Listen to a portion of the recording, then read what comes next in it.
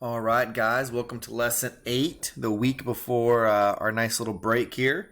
All right, it's going to be a real quick, short lesson. I'm just going to give you a real basic intro here into exponentials. We'll do more of this on Thursday and Friday. I just want to get you the basics so that you can concentrate on your quiz for Tuesday. So let's get into it here.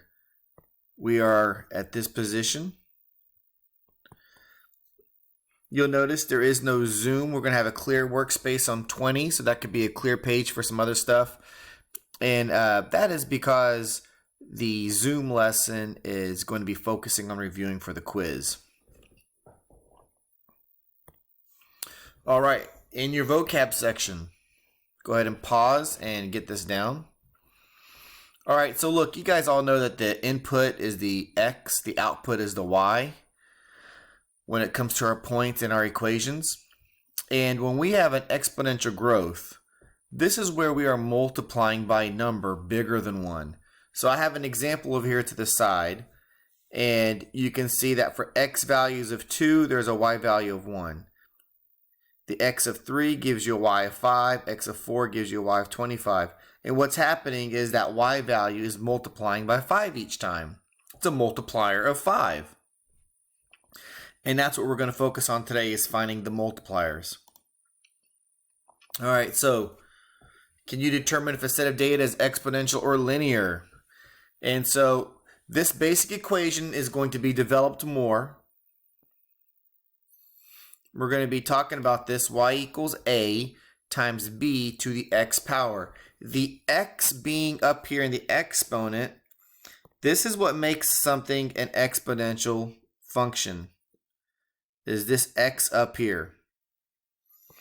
So that's where we're going to see our x values.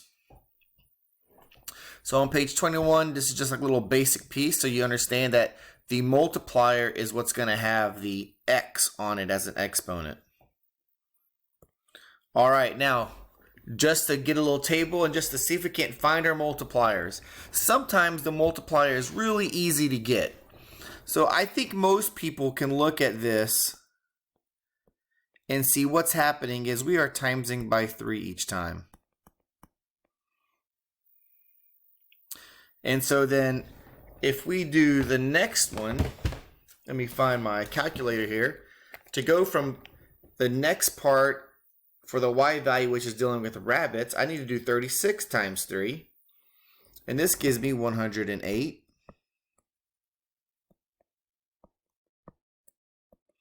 And I got to multiply by 3 again, and that gives me 324.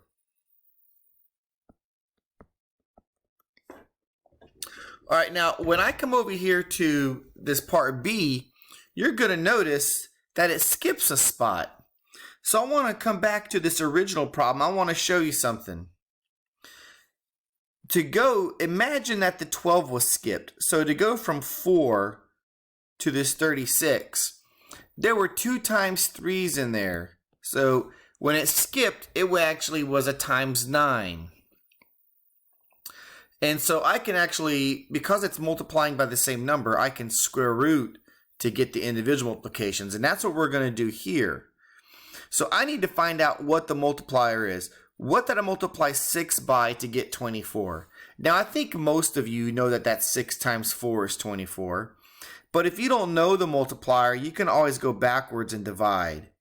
Take the number that's further down the list and divide by the number in front of it. So 24 divided by 6 is 4. So to go from 6 to 24, we had to multiply by 4. Well, I skipped the multiplication. So what number can I multiply by itself to get 4? And that would be timesing by 2. And that you can see kind of easy, but if you needed to figure it out, if it was some weird number, you would do a square root on it. So we know that our multiplier for each of these lines is timesing by 2. 6 times 2 is 12. 24 times 2 is 48. 48 times 2 is 96. So just getting some real quick multipliers based off the situation. But once again, if you don't see the multiplier, you can always go backwards. So come back to this problem over here. And if you were to do 36 divided by 12, you would get the 3. 12 divided by 4 gives you the 3. 324 divided by 108 gives you a 3. Oh, there's a times 3 right there. Missed that one. So that's a secret to getting multipliers when you can't see it real easy, is you divide backwards.